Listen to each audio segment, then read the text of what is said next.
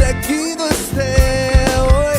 Maldiciones no me afectan, pues yo sé a quién voy. En su gozo fuerte soy. Aunque triste en la noche yo esté, el gozo viene en la mañana. Cambiaré mi tristeza, cambiaré mi vergüenza. Los entregaré por el gozo de Dios. Cambiaré mi dolor y mi enfermedad. Los entregaré por el gozo de Dios. Sí, Señor. Sí, Señor, sí, sí, Señor. Sí, Señor, sí, sí, Señor. Sí, Señor, sí, sí, Señor. Amén. Amén. Amén. Amén.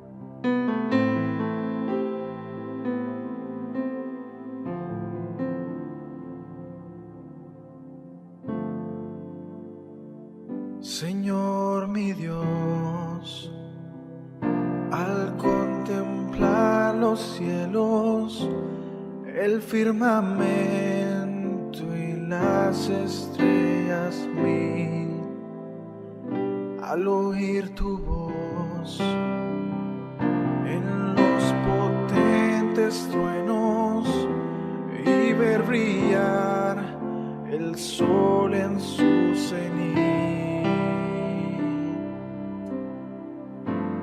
Mi corazón entona la canción. Cuán grande es Él, cuán grande es Él. Mi corazón entona la canción. Cuán grande es Él, cuán grande es Él.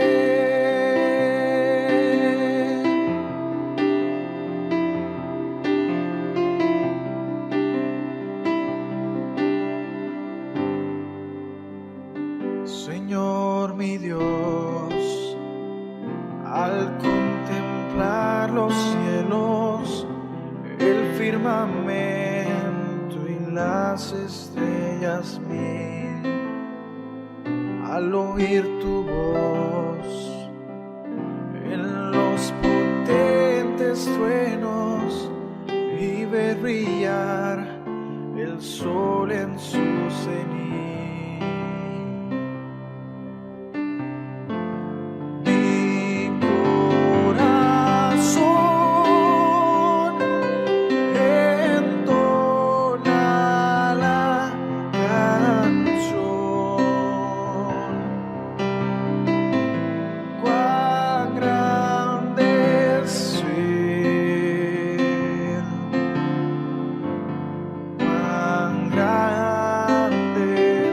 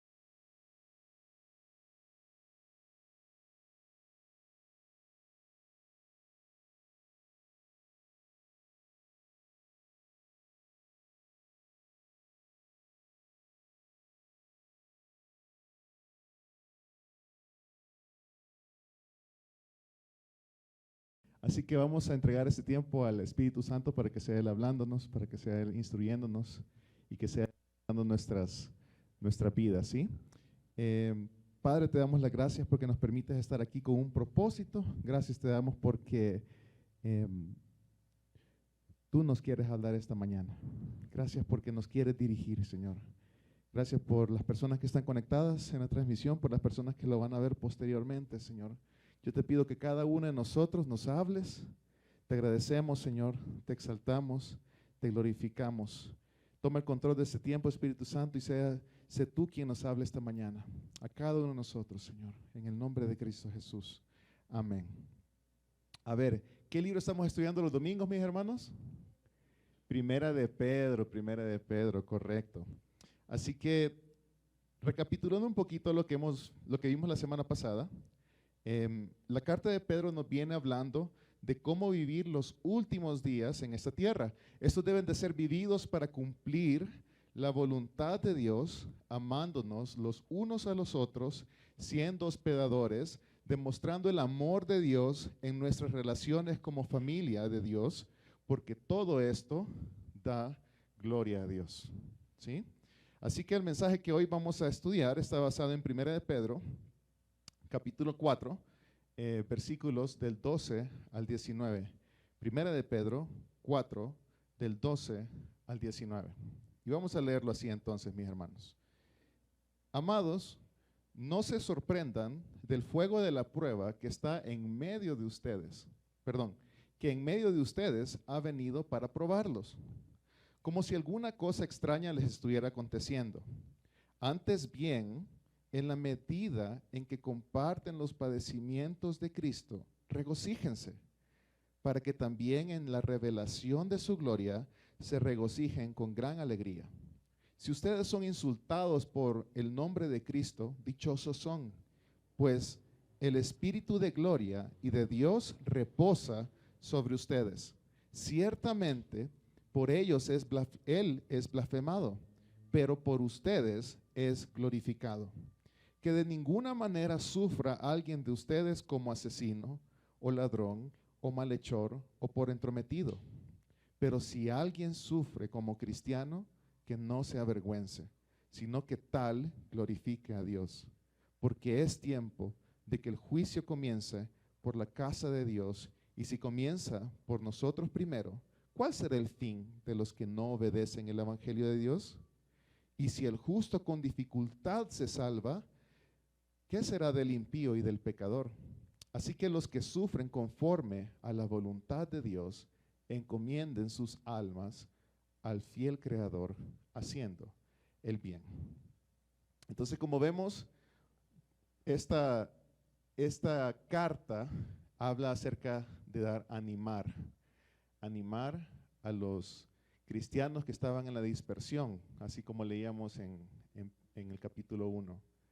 Los cristianos que estaban dispersos, que estaban pasando por diversas tribulaciones, llámese persecución, llámese problemas, llámese enfermedades.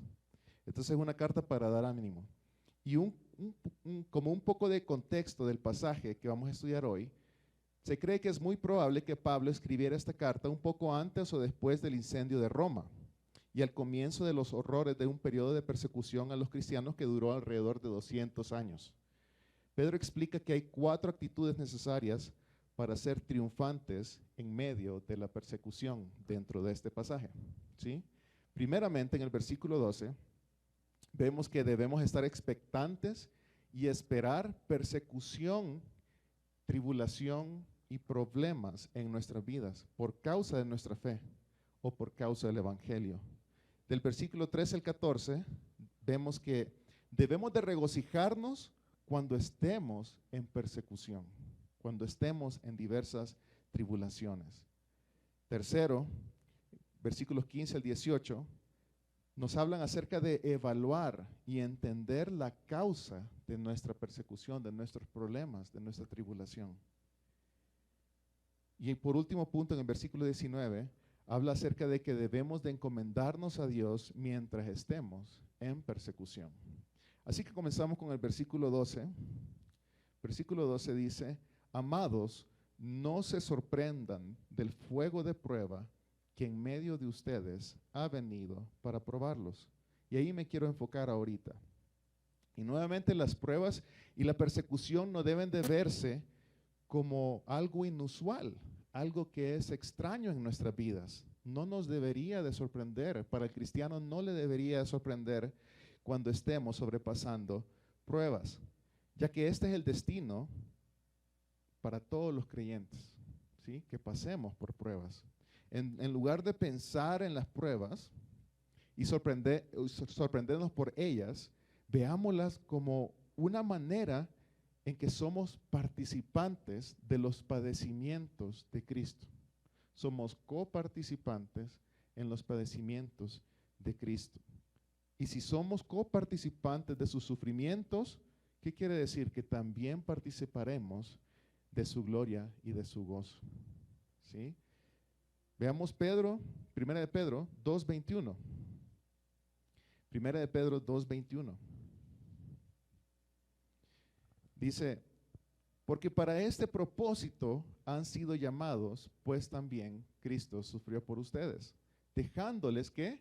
Ejemplo para que sigan sus pasos. Está hablando acerca del sufrimiento, ¿sí? Y está diciendo que Cristo ha dejado ejemplo para que sigamos sus pasos. Y Pedro le dijo, ¿y saben qué? Pedro le dijo una vez a Jesús que evadiera el sufrimiento de la cruz. Vamos a ir a Marcos 8, 32 y 33.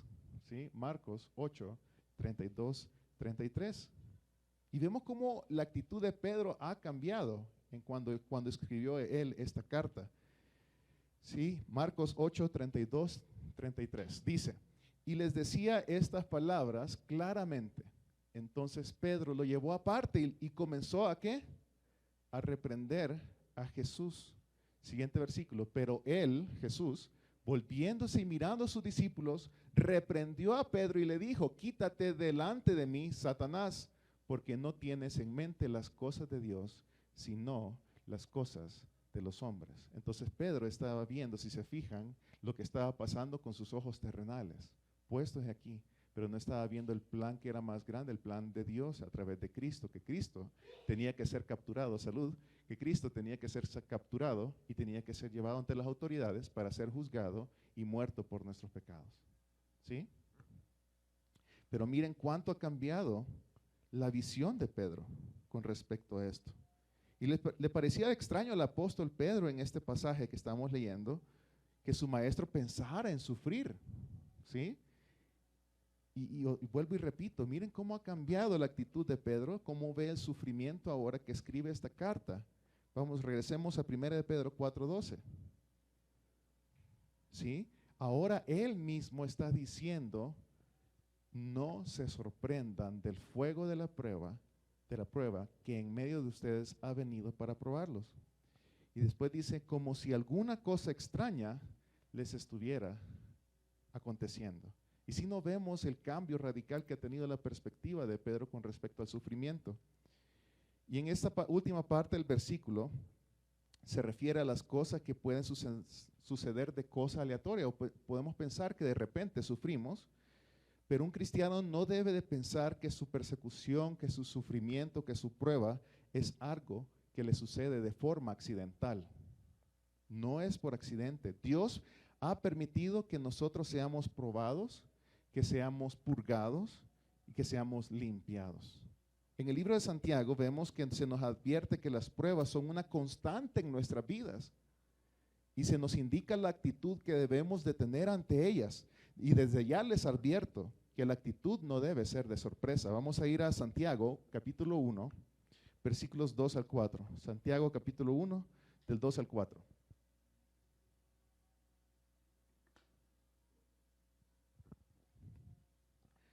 Dice, tengan, ¿por qué?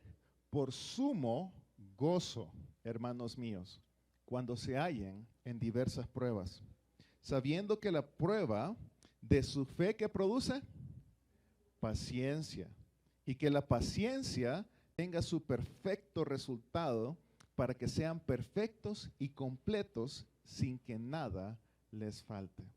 aquí Santiago nos está hablando acerca de la actitud que deberíamos de tener ante las diversas pruebas. Y dice que nos encontremos con sumo gozo, con sumo gozo. ¿Sí? Porque ¿qué es lo que se está probando? O sea, la prueba no es solo por pasar por la prueba, o la prueba es un concepto aparte o separado de lo que es la fe. Porque lo que se está probando en la prueba, valga la redundancia, es la fe, es la prueba de la fe. Primera de Pedro 1, capítulo 1, versículos 5 al 7.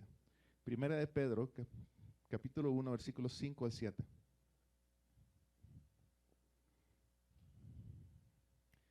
Dice, mediante la fe, ustedes son protegidos, ¿por qué? Por el poder de Dios. ¿Sí? Mediante la fe somos protegidos mediante el poder de Dios. Para la salvación que está preparada para ser revelada en el último tiempo. En lo cual ustedes, ¿qué dice otra vez la actitud?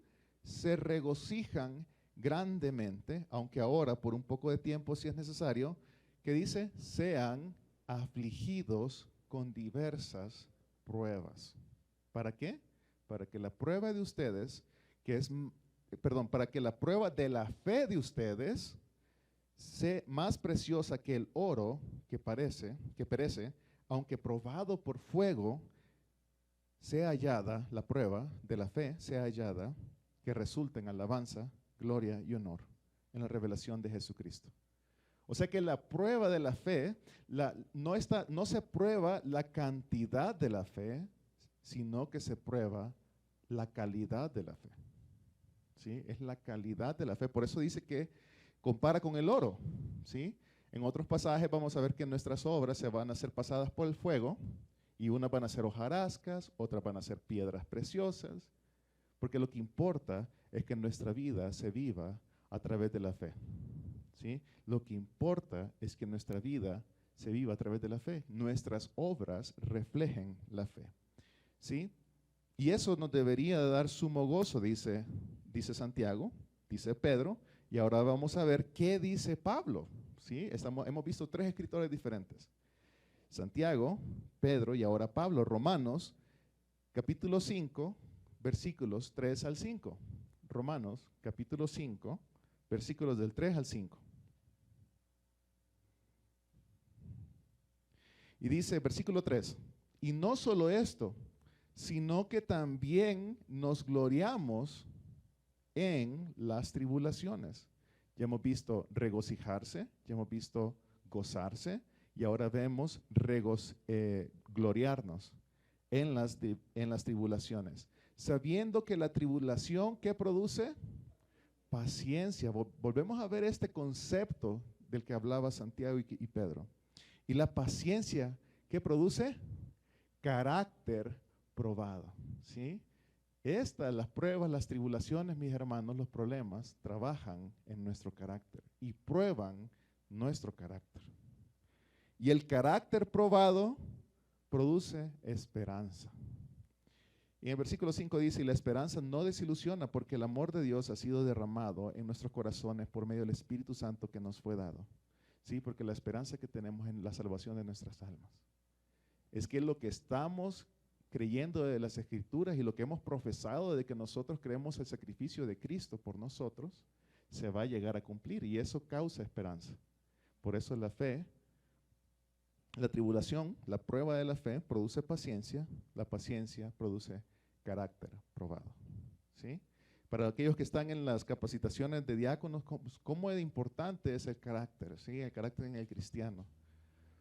Tiene que ser un carácter probado, y lo va a probar. El Señor va a ir probando nuestro carácter hasta mejorarlo, hasta limpiarlo, hasta purificarlo, hasta el día que venga Cristo. Y eso va a pasar a través de diversas tribulaciones, de diversas pruebas. Vamos a regresar entonces a 1 de Pedro, capítulo 4, versículo 13. 1 de Pedro, capítulo 4, versículo 13.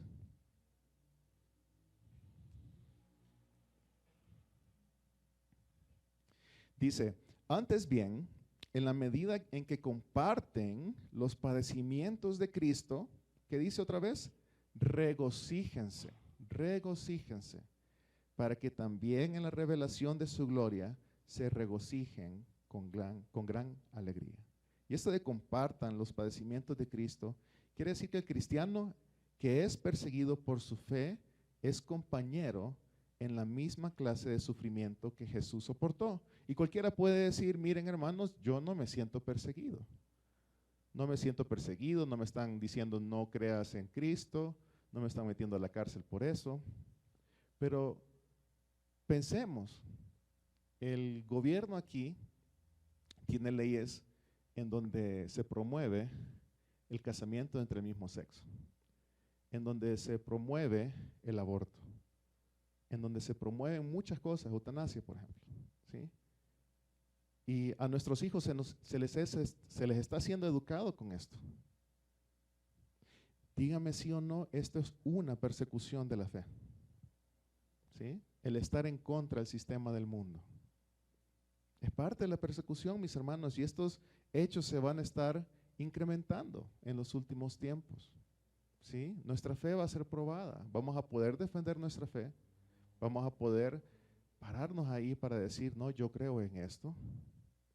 ¿Qué pasa? Imagínense si el Estado dice, ¿saben qué? Vamos a cerrar las iglesias. ¿Qué haría la iglesia? ¿No sería eso persecución? ¿Sí? Entonces, pero dice aquí que el cristiano que es perseguido por su fe es compañero en la misma clase de sufrimiento que Jesús soportó, en la misma clase de persecución que Jesús soportó. Cuando de repente nos toca defender nuestra fe en nuestros trabajos, decir yo soy cristiano, yo no creo o no comparto esto que están diciendo. Es difícil, hermanos, es difícil pararse ahí y decir, miren, yo no comparto esto. Pero se nos invita a que con regocijo podamos compartir los padecimientos de Cristo. Versículo 13, ¿sí? Y esto consiste padecer por hacer el bien, por hacer lo que la palabra de Dios dice, por llevar adelante el evangelio de nuestro Señor Jesucristo, las buenas nuevas del reino de los cielos, tanto en palabra dicha como en las acciones que hacemos, tanto en nuestro hablar como en nuestras acciones. Solamente podemos ser participantes de los sufrimientos de Jesús porque Él fue participante de nuestra humanidad, ¿sí? Él fue humano y sabe en carne propia que se siente ser perseguido.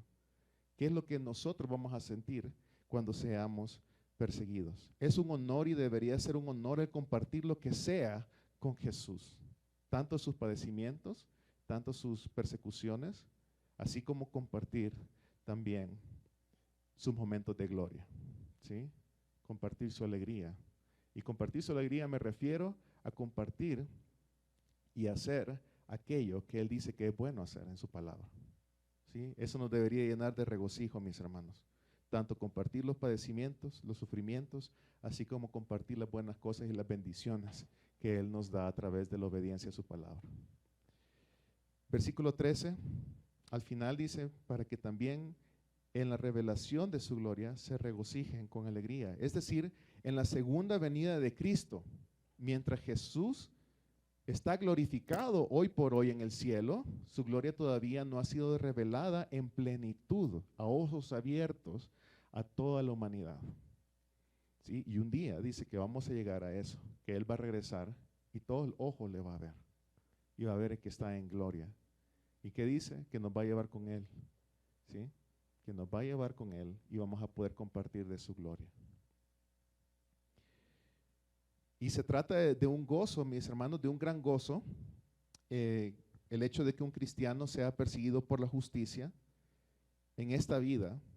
¿Por qué? Porque eso le promete también y le garantiza un gozo rebosante en su futuro, cuando seamos glorificados con Cristo. Sí, cuando estemos con Él en su presencia en el cielo, va a ser de gran gozo saber que Él nos va a decir, no me recuerdo cómo dice el versículo en estos momentos, pero ven siervo fiel, entra al reposo de tu Señor. Sí, cuando le digan esas palabras, mis hermanos, usted va a saber que realmente es el gozo. Sí, lo va a poder ver con sus propios ojos. Nunca debemos de negar el lugar del sufrimiento como parte de la construcción de nuestra santidad en esta tierra, la construcción de la santidad en nuestras vidas. Recuerden, como les comentaba el jueves, que nosotros hemos sido hechos justos a través del sacrificio de Cristo y por medio de la fe en creer en que Él murió por nuestros pecados. En ese momento fuimos hechos santos, fuimos apartados posicionalmente. Pero también hay un concepto que se llama la santidad progresiva, ¿sí? En donde Él nos va santificando cada día nuestras vidas, ¿sí? Nos va apartando, nos va purificando, nos va limpiando. Ya lo vimos a través de diversas pruebas, a través de diversos padecimientos, a través de diversos problemas, ¿sí? Nos va Él fortaleciendo. Y eso quiere decir que nos va apartando cada vez más del mundo. Nos va sacando cada vez más del mundo. Eso se llama santidad progresiva. Cuando nosotros morimos y llegamos al juicio final, y ahí somos realmente apartados completamente, ¿sí? Entonces ahí se completa nuestra justificación, porque ahí es donde realmente nos apartan. Se completa la santificación y pasamos a un concepto que se llama la glorificación, ¿sí? Es cuando somos glorificados con Cristo, en ese momento. ¿Sí? Entonces, todos estos padecimientos, todos estos sufrimientos que estamos pasando, mis hermanos, nos sirven para santificarnos, para purificarnos, para llevarnos a la estatura del varón perfecto, dice la palabra. Ahora vamos a pasar al versículo 14, y desde el 14 al 16 habla acerca de la diferencia entre sufrir como cristianos y sufrir como no cristianos. ¿Sí? Versículo 14. Si ustedes son insultados por el nombre de Cristo, dichosos son, pues el Espíritu de gloria y de Dios reposa sobre ustedes. Ciertamente por ellos Él es blasfemado, pero por ustedes es glorificado. Y esto, creo que en la Reina Valera dice vituperados, ¿sí? Que quiere decir insultados.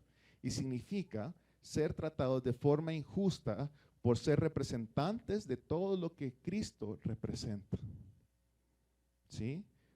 Ser tratados de forma injusta por la proclamación pública del nombre de Cristo, por nosotros profesar ser cristianos. El sufrir por el nombre de Cristo es una bendición según lo que está diciendo este pasaje, porque demuestra que en verdad estamos siguiendo a Jesús y que sufrimos porque estamos identificados con Él.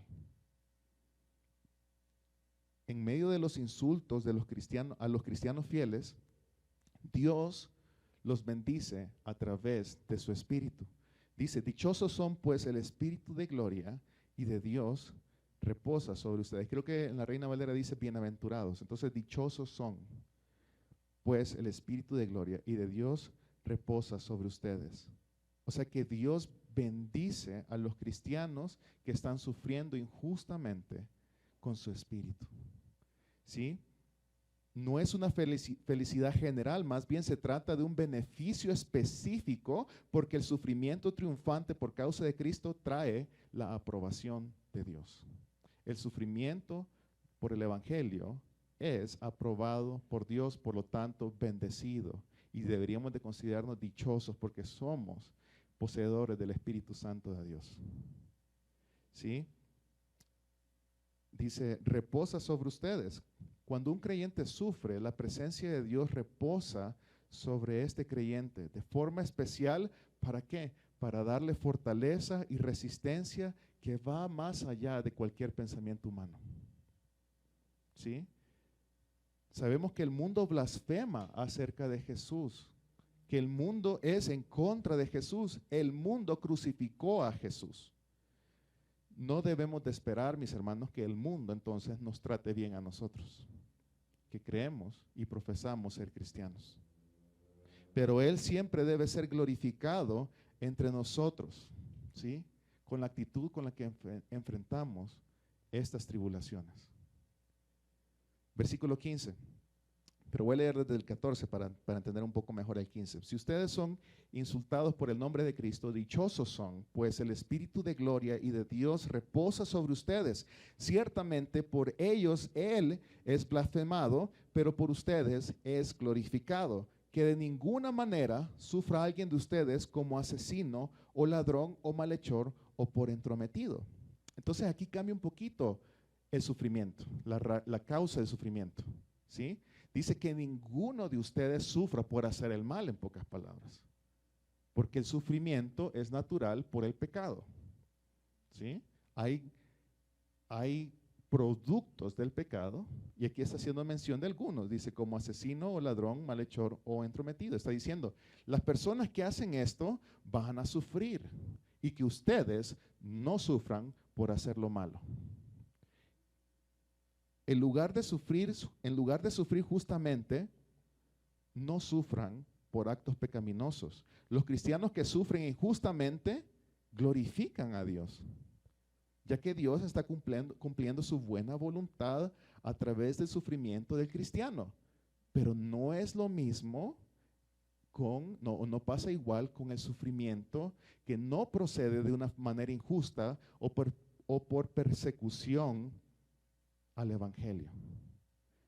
Dice, no sufran, o sea, no cometan actos que los hagan sufrir, donde tengan que pagar consecuencias, ya sea el orgullo, ya sea la glotonería, ya sea el asesinato, como dice así, robar, etcétera.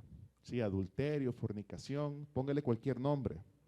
No sufran por estas causas, sufran por la causa de Cristo, que esa es la causa que vale la pena. Sufran por seguir una vida llena del evangelio. Por eso sufran. Y siéntanse gozosos si sufren por eso. Ese es el resumen de lo que está diciendo en estos versículos. No se sometan al pecado para que no sufran por el pecado. ¿Sí? Versículo 16. Pero vuelve y repite. Pero si alguien sufre como cristiano, que no se avergüence, sino como tal glorifique a Dios. Si usted llega a un punto en su trabajo, por ejemplo, en donde le toca defender su fe, no se avergüence. Esté dispuesto a avergonzarse a sí mismo, a someter su carne y defender el evangelio. Y volvemos al tema de ya no sufrir debidamente por el pecado, sino sufrir injustamente por el evangelio, por lo que creemos, por nuestra fe. Y en los primeros días de la iglesia, un cristiano era un término de burla que se daba a seguidores de Cristo, ¿sí? Pero más tarde, los discípulos de Cristo se apropiaron con orgullo de este nombre y se hacían llamar cristianos. La primera vez que encontramos esto fue cuando estaban los cristianos en Antioquía, ¿sí? Que se reunió la iglesia y se hicieron llamar por primera vez cristianos. En Hechos lo pueden leer. Y el sufrir como cristiano no es algo que debe de avergonzarnos, aunque el mundo desprecia al cristiano en sufrimiento, y esto es hasta con nuestras amistades pasadas probablemente. Ay, que fulano de tal ya no sale con nosotros a la parranda, a la fiesta, y se empiezan a burlar de usted. ¿Sí? Que eso le puede ocurrir a muchos. Y eso es una manera de sufrir por el evangelio, aún con sus amistades pasadas. Dice, sino que como tal glorifique a Dios. Y no glorificamos a Dios por el sufrimiento, pero sí glorificamos a Dios en el sufrimiento. Y le glorificamos por medio de lo que Él hace y hará en nosotros y a través de nosotros con el sufrimiento. Le glorificamos a Dios no por el sufrimiento como tal, sino por lo que el sufrimiento produzca en nosotros. ¿Sí? Como vimos en varios pasajes de la Biblia, habla de afrontar el sufrimiento con gozo, con regocijo, ¿sí? O sea que habla acerca de la actitud, y esa actitud es la que glorifica y tiene la capacidad de glorificar a Dios. Si el sufrimiento fue una herramienta adecuada para enseñarle la obediencia a Jesús, ¿cuánto más no es una herramienta adecuada para enseñarnos obediencia a nosotros, que somos sus consiervos? Vamos a leer entonces Hebreos 5:8 y veamos la actitud que Jesús tiene ante el sufrimiento.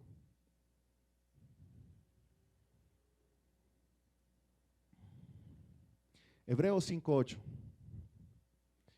dice, aunque era hijo, hablando de Jesús, aunque era hijo, aprendió obediencia por lo que padeció. O sea, sus padecimientos le enseñaron obediencia a Jesús.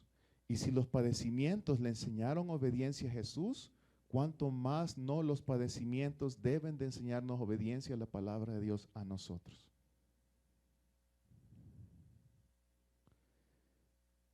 ¿Sí? Versículo 17. porque 1 de Pedro 4:17, 1 de Pedro 4:17. Porque es tiempo de que el juicio comience por la casa de Dios. Y si comienza por nosotros primeros, ¿cuál será el fin de los que no obedecen al evangelio de Dios? Vuelvo y repito, porque es tiempo de que el juicio comience por la casa de Dios. Y si comienza por nosotros, ¿cuál será el fin de los que no obedecen el evangelio de Dios? Y Pedro vuelve al tema de la soberanía divina sobre el sufrimiento del pueblo de Dios. Este juicio puede tener el propósito de purificación y tener el propósito de fortalecer la fe. ¿Sí? Tiene dos propósitos, según lo que está explicando aquí Pedro. El propósito de purificación de nuestras vidas y el propósito de fortalecer la fe. Y el juicio puede tener propósito de purificación a nuestras vidas, según lo que dice Hebreos. Vamos a leer Hebreos 12, Hebreos capítulo 12, versículos del 9 al 11. Hebreos 12, del 9 al 11. Dice, además tuvimos padres terrenales para disciplinarnos, y los respetábamos. ¿Con cuánta más razón no estaremos sujetos al Padre de nuestros espíritus y viviremos? Porque ellos nos disciplinaban por pocos días como les parecía, pero Él nos disciplina para nuestro bien, para que participemos de su santidad. Al presente ninguna disciplina parece ser causa de gozo, sino de tristeza. Sin embargo, a los que han sido ejercitados por medio de ella, después les da fruto apacible de justicia. Mis hermanos, el versículo 11 lo refleja, ¿sí? Al inicio ninguna disciplina, ninguna prueba, ninguna tribulación parece ser causa de gozo, mis hermanos. Sin embargo, las Escrituras nos llaman a tener gozo y a regocijarnos cuando estemos en diversas tribulaciones. ¿Sí? Pero se entiende que al inicio probablemente no pueda ser una causa de gozo, sino de tristeza. Sin embargo, a los que han sido ejercitados, ¿y qué es ejercitarse, mis hermanos? Si no es constantemente estar haciendo un ejercicio, ¿sí? Pero a los que constantemente entonces han pasado por el fuego de la prueba, ¿qué dice? Por medio de ella, por medio de la tribulación, por medio de la disciplina, por medio de la prueba, después les da fruto apacible de justicia.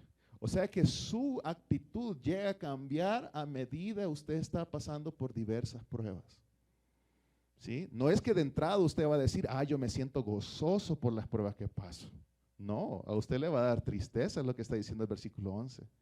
Pero a medida usted se va sometiendo dentro de la prueba, dentro de la disciplina, dentro de la tribulación, usted se somete a la palabra de Dios y tiene fe a la palabra de Dios, entonces dice que después le da fruto apacible de justicia. Entonces después de ser ejercitados en las diferentes pruebas, mis hermanos, vamos a comenzar a tener realmente gozo.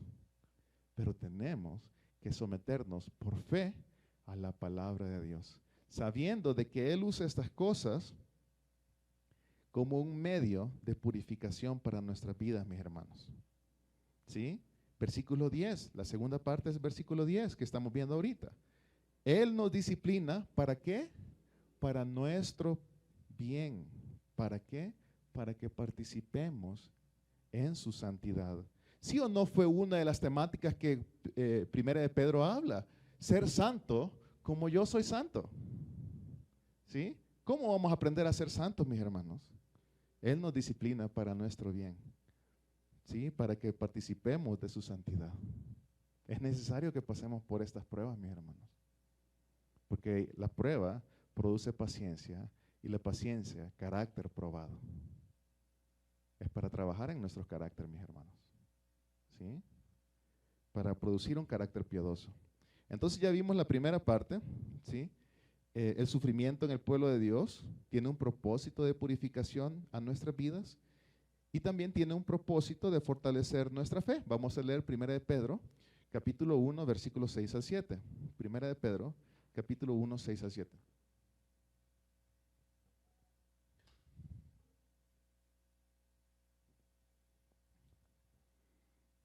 Primera de Pedro 1, 6 al 7. Dice, en lo cual ustedes se regocijan grandemente, aunque ahora, dice, por un poco de tiempo, si es necesario, sean afligidos con diversas pruebas, para que la prueba de la fe de ustedes, más preciosa que el oro que perece, aunque probado por fuego, sea hallada que resulta en alabanza, gloria y honor. ¿Sí? En la revelación de Jesucristo. ¿Para qué fuimos creados, mis hermanos? Para la gloria de Dios. Para la gloria de Dios. Todo lo que hacemos debería darle gloria a Dios. Y si hay algo que hacemos que no le da gloria a Dios, entonces no lo deberíamos de hacer. Entonces, como vimos, las pruebas, el juicio, las tribulaciones, la disciplina tienen propósito para fortalecer nuestra fe. Pero regresando a 1 de Pedro 4:17, que el juicio comience por la casa de Dios, dice. ¿Qué es esto de que comience por la casa de Dios? Y no significa que este juicio es para condenación, mis hermanos. No es para condenación, sino que es para la corrección y la purificación de su iglesia. Es para la corrección y la purificación de su iglesia a través de su mano amorosa. Es mucho mejor y más importante sufrir como resultado de la purificación y de la corrección, mis hermanos, que resulta en fortalecimiento de Dios para nuestra vida, para el crecimiento de su obra en el reino, para que se trabaje en nuestra eternidad, mis hermanos, para que se trabaje en nuestra eternidad. Y lo debemos de contrastar contra el padecimiento y el juicio que va a venir para aquellos que no creen en Dios. ¿Y cuál va a ser el resultado del padecimiento, de este juicio? Va a ser eternamente estar en el lago de fuego, separados completamente de la presencia de Dios. Y si Dios juzga de manera tan energética y muchas veces dolorosa a su iglesia que tanto Él ama, ¿sí? ¿Cómo será entonces la furia para aquellos que han decidido no creer en Él? Si usted siente que el fuego de la prueba usted lo quema muchas veces, imagínense cómo va a ser entonces el juicio para aquellos que han decidido no creer en Él. En el contexto del sufrimiento, Pedro nos dice que el juicio comienza en la casa de Dios. Dios usa el sufrimiento como un juicio, como ya lo hemos visto, en un sentido positivo, ¿sí? Y purificante. Para los cristianos hoy, o sea, para la casa de Dios, hoy comienza el juicio. ¿Por qué? Porque nuestras vidas están siendo purificadas, están siendo santificadas, están siendo apartadas y están siendo moldeadas para llegar a ser a la estatura del varón perfecto que es Cristo Jesús. Y Charles Spurgeon dice acerca de que el juicio comience en la casa de Dios, dice, hay imparcialidad en este juicio, ¿sí? Ya que los cristianos profesan ser mejores que otros, ¿sí? Los cristianos deben de comportarse mejor que los otros, que los que no son cristianos. Según la palabra de Dios deben de comportarse. Y así debe ser. Decimos que somos regenerados, o sea, somos hechos nuevas criaturas, así que debemos de andar como nuevas criaturas. Debemos de demostrar que andamos como nuevas criaturas. Debemos de demostrar que somos regenerados. Decimos que somos un pueblo santo, separados para Cristo, así que debemos de ser santos y separados de los pecadores, así como Cristo lo fue. ¿Sí? Entonces demuestra que todo esto debe llevar a la gloria de Dios. ¿Sí? Nuestros sufrimientos deben de reflejar a Cristo en nuestras vidas, o deben de producir que reflejemos a Cristo en nuestras vidas. Por eso el juicio comienza en la casa de Dios, porque primero tiene que purificar a sus hijos, tiene que enjuiciar a sus hijos, no para condenación, sino para corrección, para que podamos llegar a ser a la estatura del varón perfecto que es Cristo Jesús. Y ahora es nuestro tiempo del fuego en la prueba, mis hermanos. Esta vida es para que podamos ser probados, para que podamos ser limpiados. El fuego que soportamos ahorita nos purifica, mis hermanos. El fuego que soportarán los impíos en la eternidad será para castigo. No obstante, debemos de recordar que nunca hay un castigo de Dios en nuestros sufrimientos. Solamente hay purificación. No es para castigarnos, es para purificarnos. Porque para el cristiano la cuestión del castigo ya fue pagado por completo en la cruz. ¿Sí? Ya fue pagado. Cristo fue castigado por nosotros. Jesús soportó todo el castigo que el cristiano pudiera haber padecido durante toda su vida. Ya Cristo lo pagó. Pero disciplina diferente porque es para corrección. ¿Sí? No es para muerte, es para corrección, para vida eterna.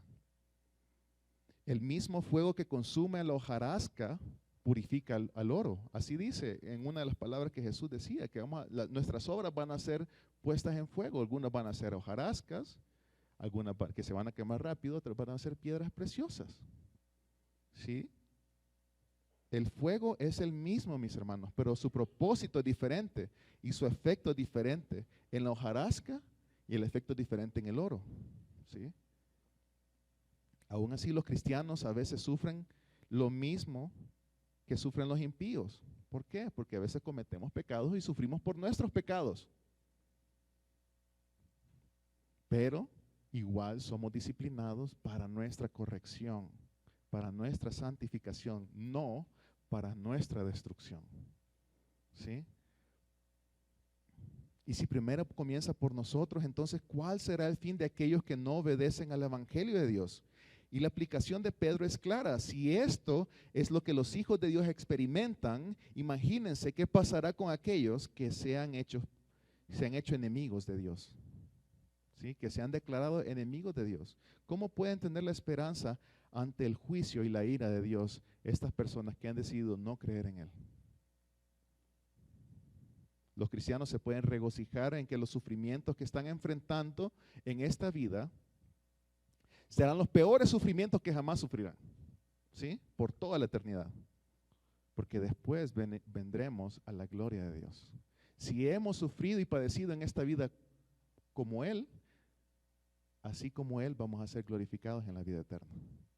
Esa es la promesa de esperanza que debería haber en nosotros cuando pasamos por diferentes pruebas, mis hermanos. Que este es por un poco de tiempo, así dice Primera de Pedro. Por un poco de tiempo seamos probados, mis hermanos.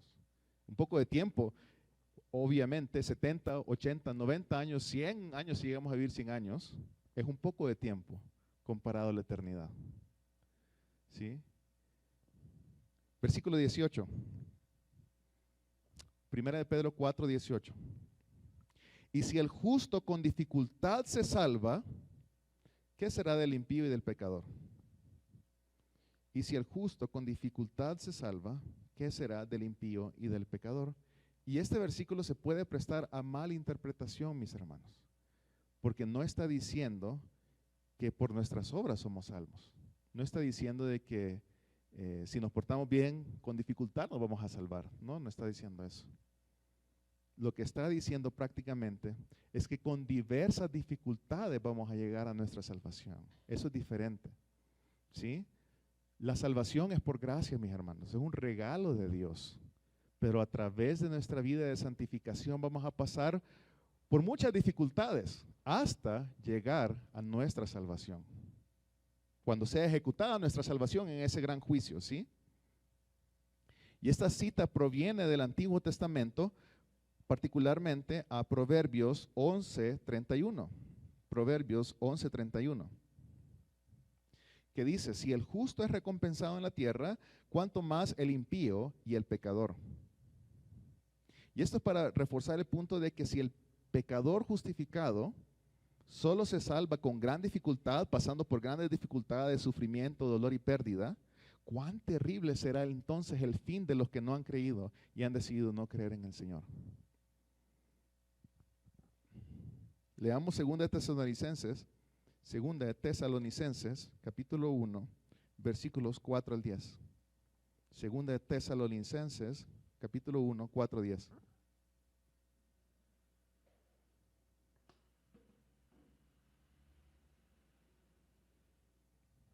Y veamos un poquito más de detalles acerca de este juicio, ¿sí? Versículo 4. Dice, por lo cual nosotros mismos hablamos con orgullo de ustedes entre las iglesias de Dios, por su perseverancia y fe en medio de todas las persecuciones y aflicciones que soportan. Esta es una señal evidente del justo juicio de Dios. ¿Sí? Las diferentes persecuciones y aflicciones son una señal evidente del justo juicio de Dios, para que sean considerados dignos del reino de Dios, por el cual en verdad están sufriendo. Porque después de todo, es justo delante de Dios que Él pague con aflicción a quienes los afligen a ustedes. Aquí está hablando de aquellos que afligen a los cristianos. Pero que Él les dé alivio a ustedes que son afligidos y también a nosotros cuando el Señor Jesús sea revelado al final de los tiempos.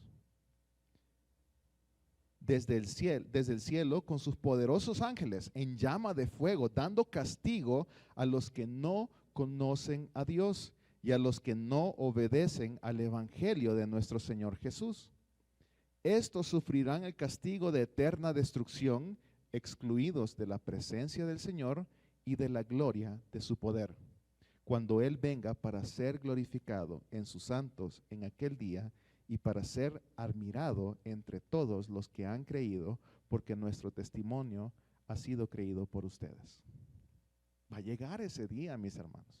Dice que va a bajar el Señor con sus ángeles como en fuego, ¿sí? Y todos lo van a ver.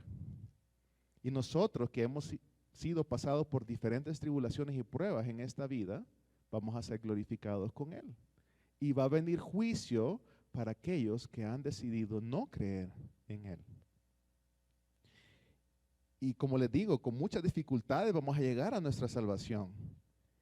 La salvación del justo no viene sin dificultad, mis hermanos.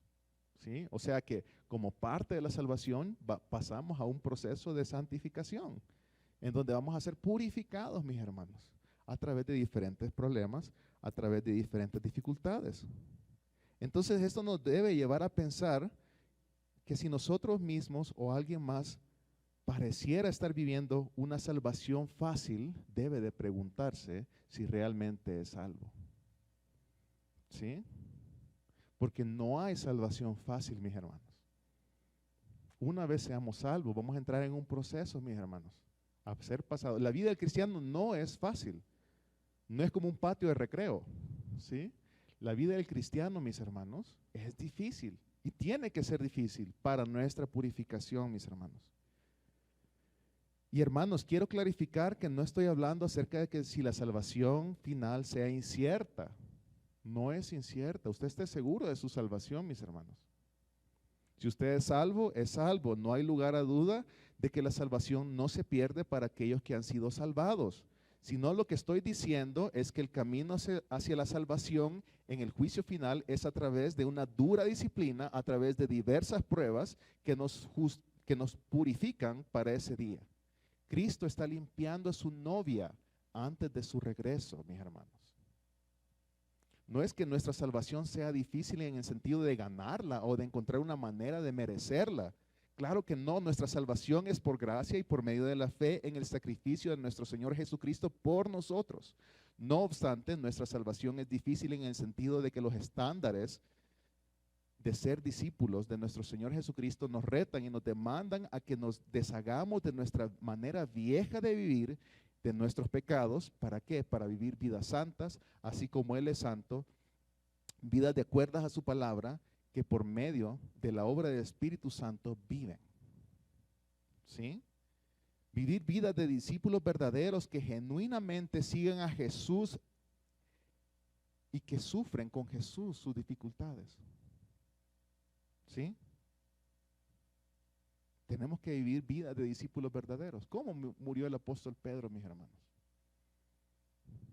Murió crucificado.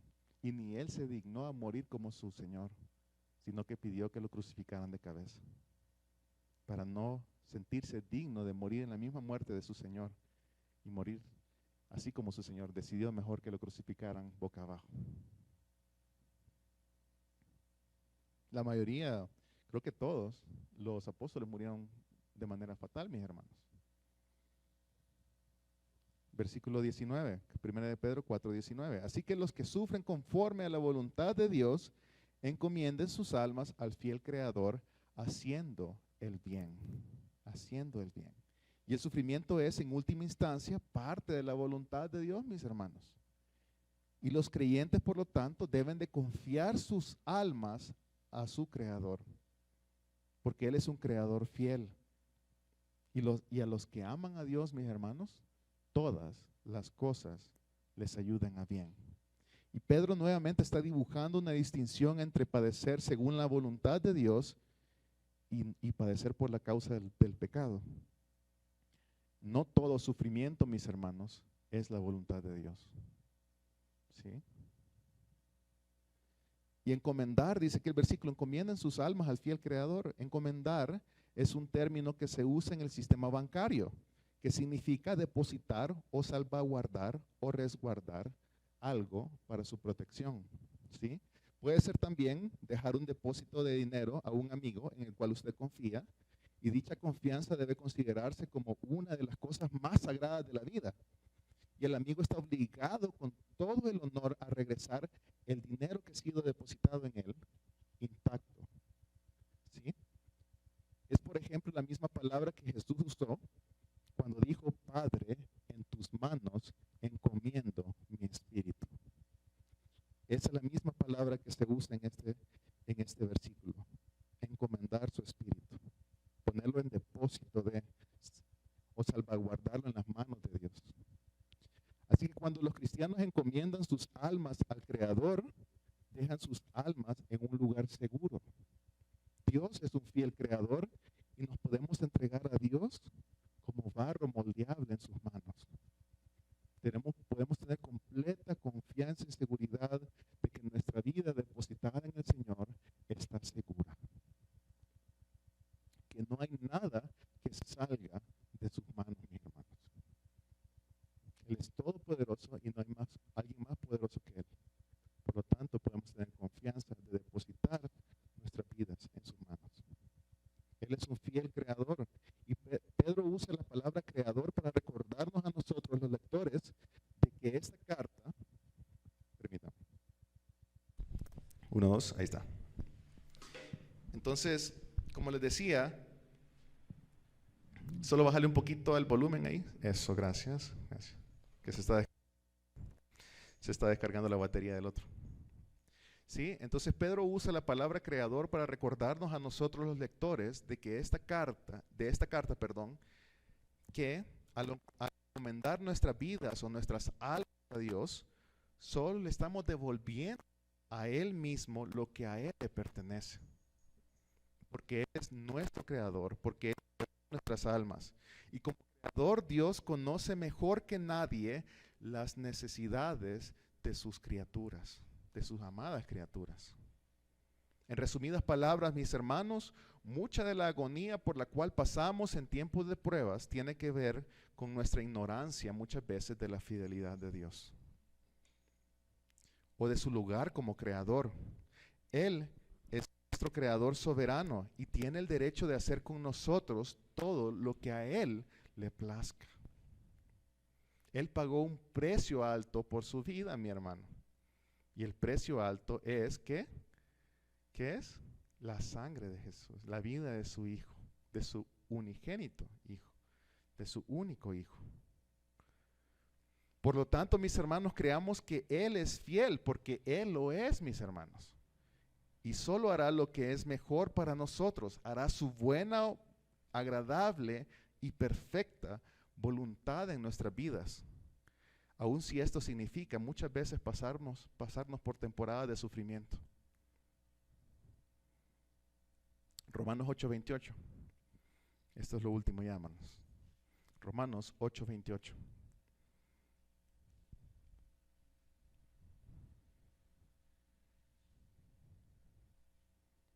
Dice, y sabemos que para los que aman a Dios, todas, ¿qué es todo? Todo, ¿verdad? Todas las cosas cooperan para bien. Esto es, para los que son llamados conforme a su propósito. Usted y yo, mis hermanos, somos llamados conforme a su propósito. Estamos llamados para sufrir también, mis hermanos, así como para recibir las bendiciones de nuestro Señor. Oremos, mis hermanos. Padre, te damos las gracias por tu palabra. Gracias, Espíritu Santo, por hablar a nuestras vidas. Tú sabes lo que has hablado a cada uno de los que estamos aquí presentes, Señor. Yo te doy las gracias porque tú tienes propósitos con esta palabra para cada una de nuestras vidas, Señor. Yo te pido que podamos tener que cambies nuestra actitud ante el sufrimiento, Señor. Que nos permitas ejercitarnos en sufrimiento, Padre. Pero no solamente pasar por el sufrimiento ignorantes, sino que poder leer tu palabra para entender los propósitos, Señor, que tú tienes con nuestra disciplina, con nuestras tribulaciones, con nuestro sufrimiento, Padre.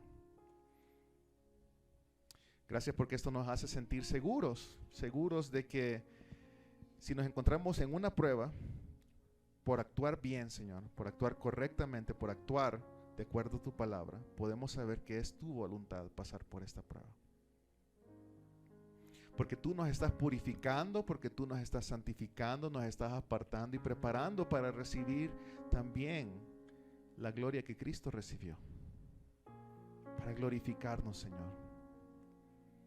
Permítanos aprender a regocijarnos, a gozarnos en las diferentes pruebas, Señor. Permítanos poner nuestra confianza, poner nuestra vida en tus manos, Señor, porque tú eres nuestro fiel creador. Gracias, Señor, por las dificultades que estamos pasando, Padre. Te damos las gracias, Señor, y podemos saber, Padre, de que si no estamos pasando por esa dificultad, no porque hemos actuado mal o porque estamos pagando por un pecado o porque nos estás disciplinando por un pecado, Señor.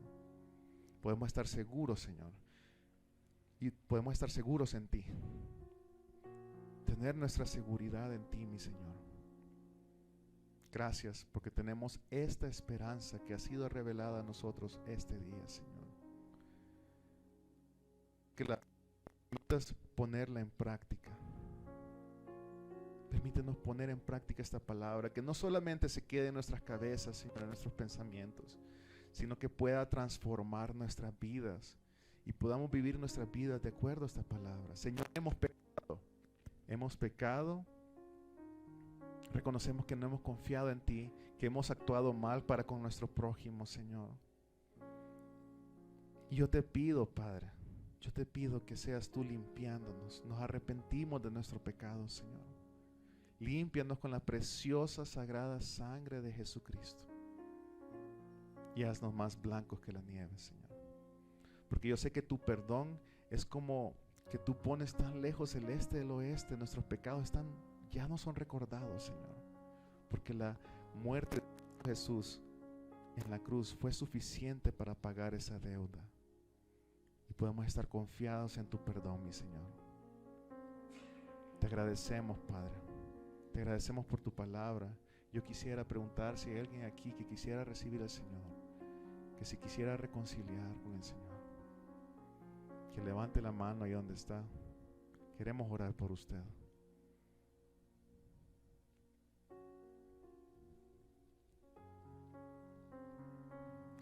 Gracias, Señor, por tu palabra. Gracias, Padre, porque tú tienes el control de todas las cosas. Tú eres soberano sobre todo. Y en ti podemos poner nuestra confianza, nuestra fe. Oramos y te glorificamos, Señor, porque solo tú te mereces toda la gloria y la honra. En el nombre de Cristo Jesús. Amén. Y amén.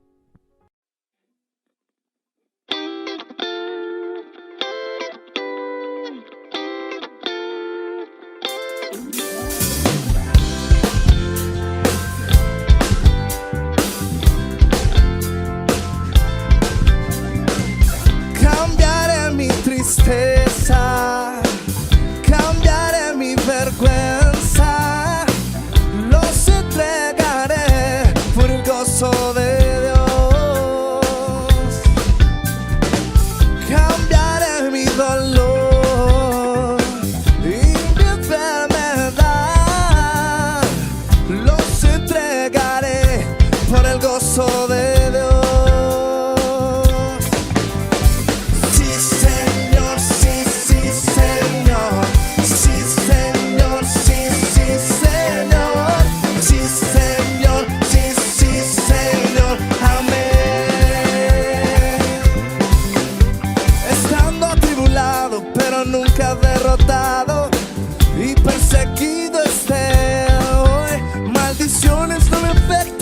yo sé a quién voy, en su gozo fuerte soy. Aunque triste en la noche yo esté, gozo viene en la mañana. Cambiaré mi tristeza, cambiaré mi vergüenza, los entregaré por el gozo de Dios. Cambiaré mi dolor y mi enfermedad, los entregaré por el gozo de Dios. Sí, Señor, sí, sí, Señor. Sí, Señor, sí, sí, Señor. Sí, Señor, sí, sí, Señor. Amén. Estando atribulado, pero nunca derrotado, y perseguido esté hoy, maldiciones no me afectan, pues yo sé a quién voy, en su gozo fuerte soy. Aunque triste en la noche yo esté, el gozo viene en la mañana.